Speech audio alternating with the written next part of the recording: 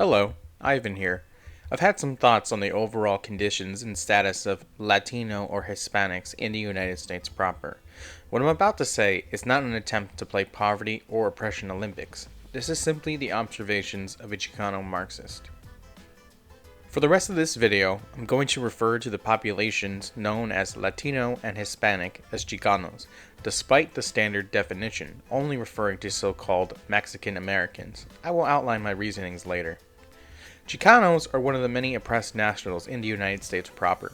Our oppression starts long before we either immigrate to the United States or are born on its soil. Since the days of the Monroe Doctrine, the US has owned this entire hemisphere. If you are a Chicano watching this video, whether you have origins in Mexico, Guatemala, Nicaragua, Puerto Rico, if you are from a land that the United States has exploited or colonized, this applies to you.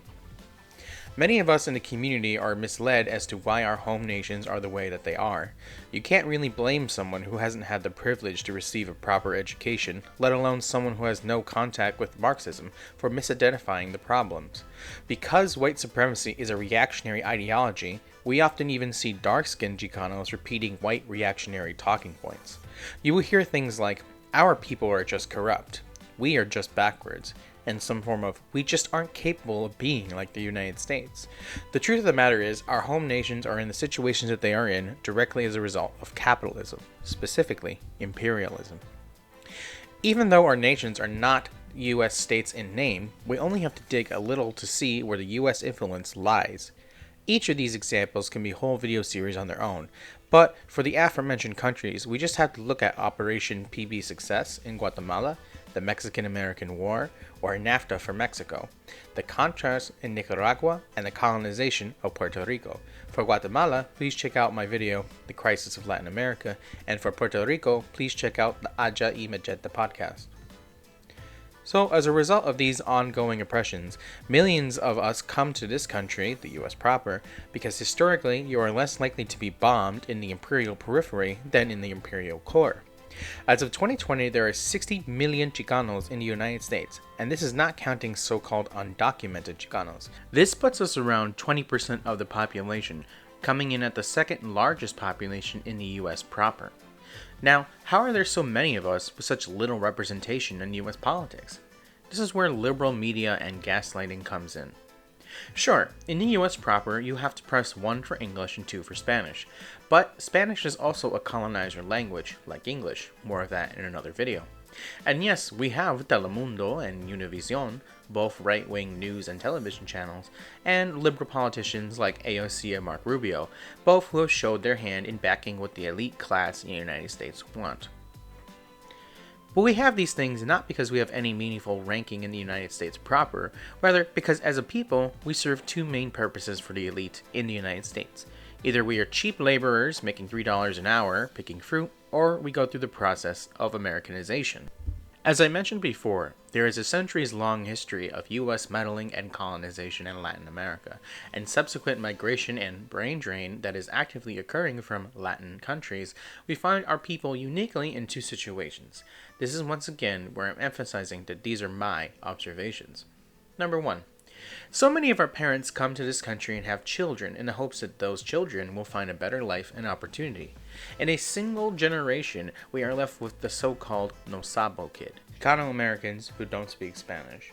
Although unfairly criticized by their fellow kin for not speaking a colonizer language, the no sabo kid not only doesn't speak the colonizer language from their homeland, but they lose cultural norms. Emphasis on family, friends, traditional dress, and pastimes are lost in favor of integrating into the new American lifestyle. This process of Americanization is completed when these same Osavo kids have their own children already with someone who has already been in the US proper for more than one generation. You don't have the new American. The other situation, if you have someone like me who is aware of the systemic and global oppression of their people, with the difference being, unlike me, I am not scared to speak up. Many of our fellow Chicanos are meaningful in speaking out against systemic oppression and will find themselves in communist and Marxist circles, both in their homeland and in the US proper. Unfortunately, many communist Chicanos find themselves struck with the term Stalinist. Nowadays, it is becoming less and less controversial to call someone a communist. Now, the go-to insult is either tanky or, for this video, a Stalinist. According to liberals, a Stalinist is someone, a communist, who subscribes to the ideas of Joseph Stalin. Liberals typically can't actually cite or name any of the policies of the USSR that were present when Joseph Stalin was General Secretary. A Stalinist is someone who is an authoritarian. Please see Campanello Cruz's video on his reading of On Authority. Let's clear the air. Stalin was a staunch Marxist-Leninist who led the USSR to victory against the Nazis. As a Marxist, I don't subscribe to great man theory, so I will not sit here and keep talking about all the great that he may or may not have done. But it is imperative that we look at not only the policies of the USSR at the time, but the writings of Stalin to get a better understanding of what he stood for. Please see our video on the national question to get an idea of what Stalin was like. How does this relate to the Chicano nation? Even though we've come from many different nations under similar circumstances, we as a people are either too scared to speak up against oppression, either from fear from the state or from backlash from Twitter, or we keep our heads down and hope our children will be the new Americans. On the other hand, we have baby Marxists who get stuck in the pipeline where they encountered the dreaded Stalinist label. This is something that has been occurring in all left spaces. This results in a stop work, so to say, in revolutionary activities, and a sort of academic-based Marxism as opposed to, as I said, in Minecraft activities. But this isn't just happening in 2033.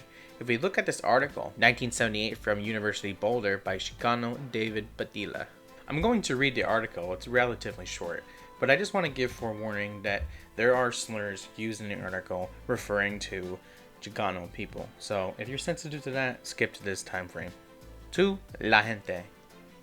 Once upon a time, they called us greasers or spics, but we haven't forgotten what greasers means, and we haven't forgotten who uses those kind of labels.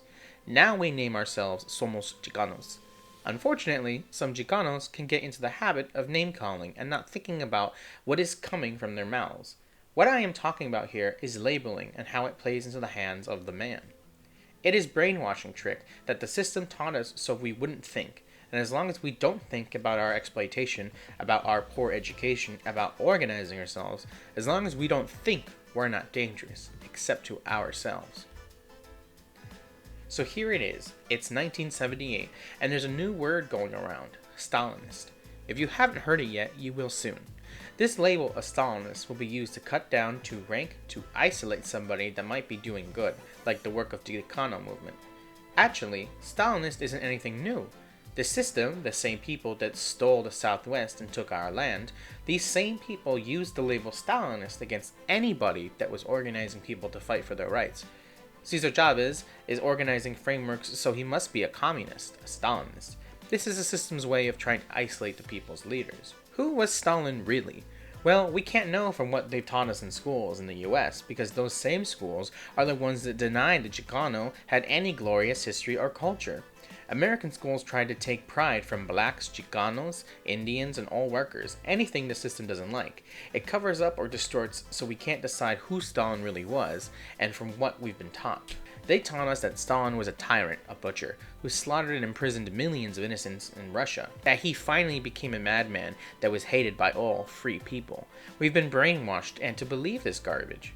The truth is much different. The people of China, Vietnam, and other countries say that Stalin was one of the greatest people's leaders in modern history. This is because Stalin fought for the revolution in Russia that would put poor, working, and minority people in power. And from 1941 to 44, Stalin headed the Russian army. That was the only major army fighting Hitler and his fascism in Europe. This is the man the revolutionaries around the world recognize as a hero.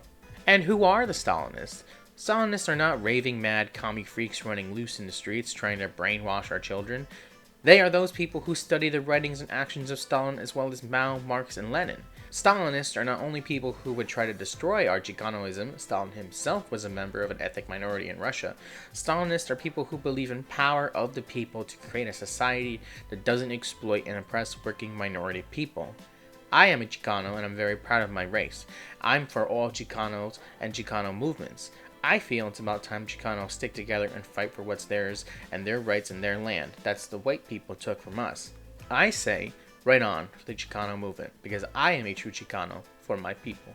In order to bring legitimate liberation, there are two main things we as a people need to do. Number one, learning to be a principled Marxist-Leninist. This includes active active decolonization of white supremacy thought that we all have, myself included.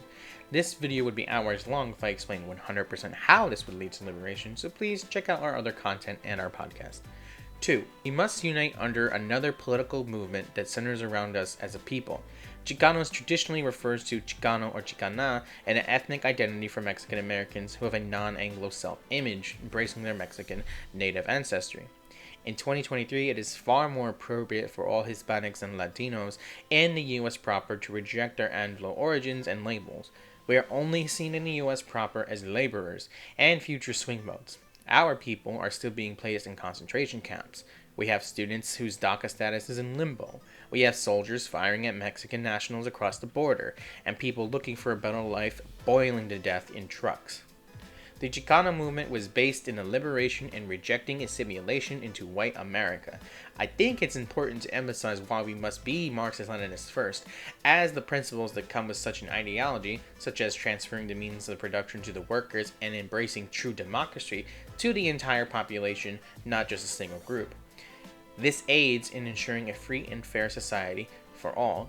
With Marxist-Leninism, we can avoid the pitfalls of right-wing ideology. Guatemalans, Mexicans, Puerto Ricans, and all Chicano Americans must unite under the banner of Marxist-Leninism and do away with the notion that a serious revolutionary is simply a Stalinist. Rather, they are a staunch, politically principled person. And we, united Chicanos, must begin to recognize, between nations, we have so much more in common with each other than the bourgeois. Before you type your angry comments, no, this is not a declaration that you should have to reject your own internal identities. If you are a mestizo, or you're from Puerto Rico, or you're from Mexico, each of these nations have their own internal identities, and those internal identities should be united together and united as Marxist-Leninists, and if they are in the United States proper, united as Chicano Americans.